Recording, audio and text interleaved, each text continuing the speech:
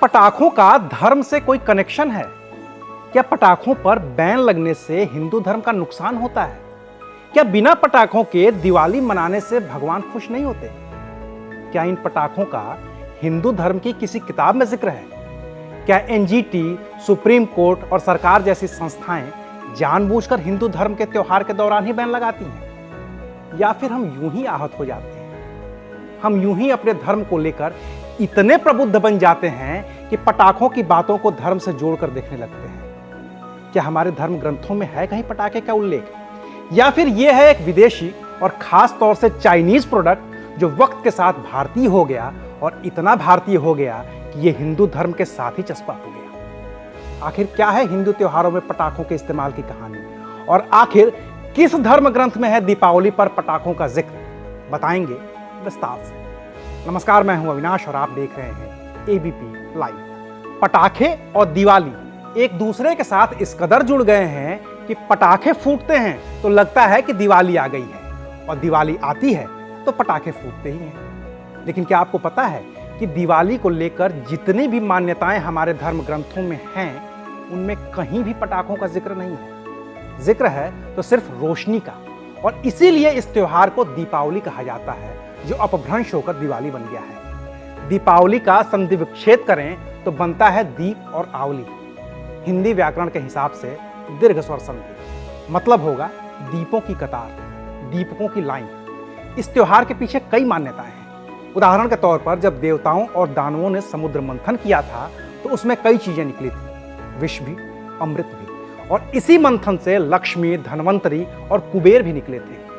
हिंदू मान्यताओं के हिसाब से वो कार्तिक महीने की कृष्ण पक्ष की अमावस्या थी। धन की देवी लक्ष्मी, आरोग्य यानी कि बीमारी के देवता धनवंतरी और पैसे के देवता कुबेर की इसी उत्पत्ति पर दिवाली मनाई जाती है। एक और मान्यता है कि विष्णु के चौथे अवतार नरसिंह भगवान ने कार्तिक महीने की कृष्ण पक्ष की अमावस्या को ही हिरण्यकश्यप का वध किया था, और तब उस दिन लोगों ने घी के दिए जलाकर रोशनी की थी। इसके अलावा भगवान कृष्ण को लेकर भी एक मान्यता है कि कार्तिक महीने की कृष्ण पक्ष की चतुर्दशी को भगवान कृष्ण ने नरकासुर का वध किया था। इसके अगले दिन अमावस्या को गोकुल के लोगों ने घी के दिए जलाकर गोकुल को प्रकाशित किया था।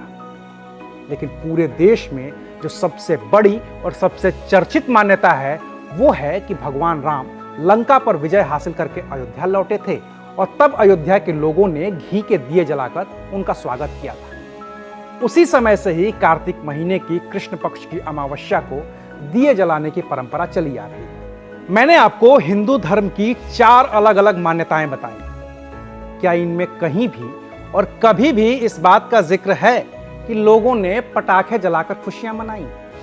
नहीं, हमेशा दीपक जलाकर ही खुशियां मनाई। और सबसे प्रचलित मान्यता राम के लंका विजय के बाद अयोध्या लौटने की है, तो इसका जिक्र तुलसीदास ने रामचरितमानस में भी किया है। उत्तरकांड में दूसरे दोहे के बाद की आखिरी चौपाइयों में गोस्वामी तुलसीदास लिखते हैं कि अवधपुरी प्रभु आवस जानी, भई सकल शोभा कै खानी, बहई सुहावन त्रिविध समीरा, भई सरयुवती निर्मल नीरा। यानी कि भगवान राम के आने का समाचार सुनकर अवधपुरी सभी शोभाओं की खान हो गई। वहां 3 तरह की सुगंधित हवाएं बहने लगी और सरयू का पानी निर्मल हो गया। 8वें दोहे के बाद की चौपाइयों में तुलसीदास लिखते हैं कि बीथी सकल सुगंध सिंचाई, गजमनि रचि बहु चौक पुराई, नाना भांति सुमंगल साजे, हरसि नगर निशान बहु बाजे। यानी कि अयोध्या की सारी गलियां सुगंधित द्रव्यों से सींच दी गई, रंगोली बनाई गई, अच्छे अच्छे साज सजाए गए और पूरे नगर में वाद्य यंत्र बजने लगे। तुलसीदास ने मानस में इसका बहुत ही विस्तार से वर्णन किया है, लेकिन कहीं भी जिक्र पटाखों का नहीं है, कानफोड़ू शोर का नहीं है तो सिर्फ रोशनी का। जिक्र है तो सिर्फ सुगंध का, और ये सब घी के दियों से मिलता है, बारूद के फटने से नहीं। दिए जलते हैं तो रोशनी होती है, और घी के जलने से निकलने वाला धुआं भी सुगंधित होता है, उससे खुशबू आती है जिससे आंखें नहीं जलती। अगर अयोध्या के लोगों ने भी पटाखे जलाए होते तो शायद तुलसीदास अपनी चौपाई में बहू सुहावन त्रिविध समीरा नहीं लिख पाते, क्योंकि तब अयोध्या में भी पटाखों की दुर्गंध होती, हवाओं में सुगंध नहीं। राम कथा को लेकर सबसे प्रमाणित और सबसे प्राचीन धर्म ग्रंथ वाल्मीकि कृत रामायण में भी कहीं भी पटाखों का जिक्र नहीं है। खुद महर्षि वाल्मीकि रामायण के उत्तरकांड के 127वें सर्ग के श्लोक संख्या 1 और 2 में लिखते हैं, श्रुत्वा तु परमानंदम भरतः सत्य विक्रमः हृष्टमाज्ञापयामास शत्रुघ्नं परवीरः दैवतानि च सर्वाणि चैत्यानि नगरस्य च सुगंधमाल्य वैरादि सुचयो नरा। यानी कि हनुमान के जरिए राम के आने का समाचार सुनकर भरत ने अपने भाई शत्रुघ्न से कहा कि सभी कुल देवताओं और नगर के सभी देवस्थानों का गाजे बाजे के साथ सुगंधित पुष्पों से पूजन करें। वाल्मीकि रामायण के इसी 127वें सर्ग के श्लोक संख्या 5 से लेकर 15 तक में इस बात का विस्तार से जिक्र है कि कैसे भगवान राम के आने की बात सुनकर अयोध्या के लोगों ने अपने नगर को सजाया। उस दौरान उबड़ खाबड़ रास्ते समतल किए गए, रास्ते पर ठंडे पानी का छिड़काव किया गया, रास्ते में लावा फूल बिखेर दिए गए, सड़कें के अगल बगल ऊंची पताकाएं फहराई गई, फूलों के गजरे सजाए गए। हजारों घोड़े और घुड़सवार राम की अगवानी के लिए मौजूद थे और उस वक्त पर भी धरती कांप रही थी, जिसकी वजह घोड़ों की टाप, दुंदुभी और शंख की आवाज थी। लेकिन आज भी दीपावली पर धरती कांपती है और इसकी वजह पटाखों का शोर होता है। कोई शंख, दुंदुभी और दूसरे किसी वाद्य यंत्र की आवाज नहीं आती, क्योंकि तथ्य यह है कि उस वक्त पटाखों का इजाद हुआ भी नहीं था, न तो सतयुग में, न त्रेता युग में और न ही द्वापर में। आप देवताओं के अग्निबाण का सवाल उठा सकते हैं, लेकिन अग्निबाण और पटाखों में फर्क है।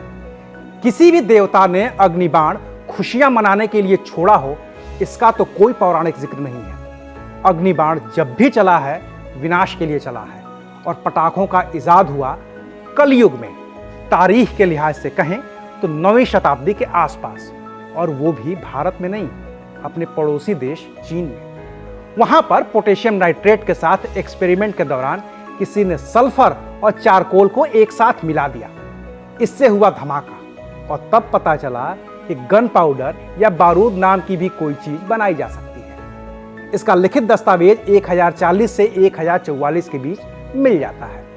इस चीन पर मंगोलों का शासन हुआ तो बारूद बनाने की कला उनके पास आ गई।